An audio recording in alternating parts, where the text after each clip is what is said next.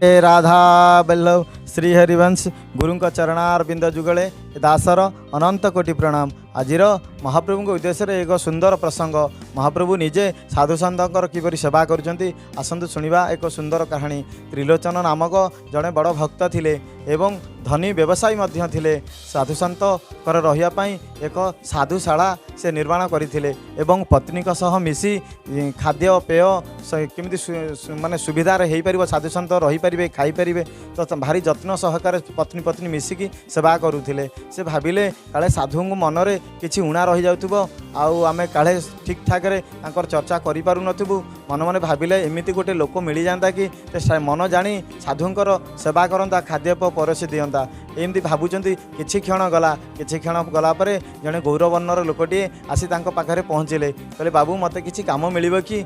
से कहले तुमे कौन करिपरिबो ना आपण जहाँ कहबे जहाँ बतेबे मु सेया करिबि। से कहले आमर एठी साधुशाला अछि, साधुंग पई टिके रोषेबास करी मन जानी परसी दे पारिबे। से कहले आज्ञा ये तो मोर पुराना अभ्यास, याकू जदि कहबे मु आराम रे एकुटिया करि पारिबि, किंतु मोर गोटे शर्त अछि। ना कौन जे मु जते साधु आसी मु एकुटिया रोषे करी तांको परसी देबी, जमती सुविधा सहकार रही पारिबे साधु सन्त, किछि असुविधा तांकर हबो नाही, तांको मन जानी सब परसी देबी। किंतु तम पत्नी मते निजे हाथ में रांधी काटी बाढ़ी मते रांधी रोषे करदेले मु खाइबी, किंतु केबे कहिबे नहीं कहा घरे जे मते दौजंती बोलिकरी। से कहले तुम तो भल कथा कहूज, तुम ना कौन? सी कहले मते लोक मैंने डाकती अंतर्जामी बोली, अंतर्जामी बोली मते डाकती। हेटू सी कहले हौ ठीक अंतर्जामी, तुम काली ठारू सकाळु आस साधुंग सेवारे लागिजिव।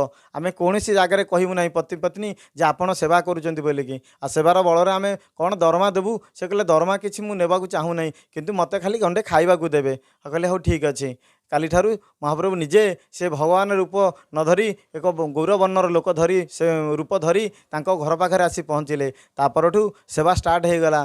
साधु सन्तर खाद्य पेय केमिति भल हो पारिबो निजे काटी बाढ़ी रेसई करी साधु को श्रद्धा सहकारे तांकर सेवा शुश्रूषा कले।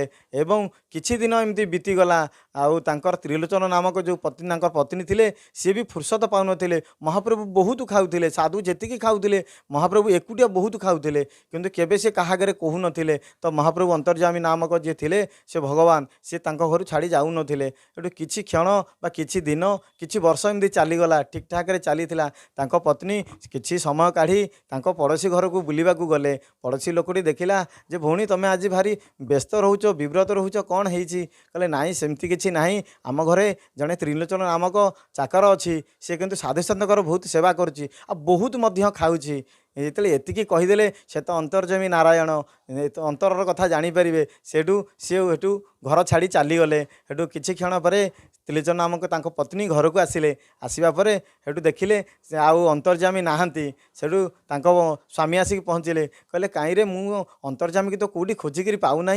आउ सी कहले मु भी स्वामी पाऊना, बहुत समय हो गलानी कहीं पाऊना। हेटू सी तांको स्वामी कहले कहले तमें कहागे त्रिलोचन आंक कथा कहीदेच कि अंतर्जामी कथा? कहले हाँ हाँ मु पड़ोसी घर को जाइली, से कहूँ कहूँ पचार मु कहीदेली। कहले प्रभु आपण आउ रहिले नाही अंतर्जामी नामक प्रभु तो अंतर्जामी सी पलि गले। हेटू से बहुत कांदिले, कांदिकी भाव विह्वल हो गले। तेल भाव विह्वल हो गले भक्तर अधीन भगवान। हेटू सी निजे स्वयं चतुर्धामूर्ति नारायण रूप से तांको पाखरे प्रकट हेले। कहले तमें जहाँ को अंतर्जामी भावुच चाकर बोली भावुच मु प्रकृत में सीए। एठी आमे कौन जानिबा माँ बापा ने आमे जदि श्रद्धा स्नेह रे भक्त साधु आउ ब्राह्मण माँ बापांकर सेवा करिबा, महाप्रभु आपण पाखरे सदा सर्वदा उपस्थित रहिबे। एति कही मु रहिली। ए कथार जदि कृति त्रुटि थाए मते क्षमा करिबे। जय जय राधा बल्लभ श्री हरिवंश गुरुंक चरणार बिंद जुगले दासर अनंत कोटि प्रणाम।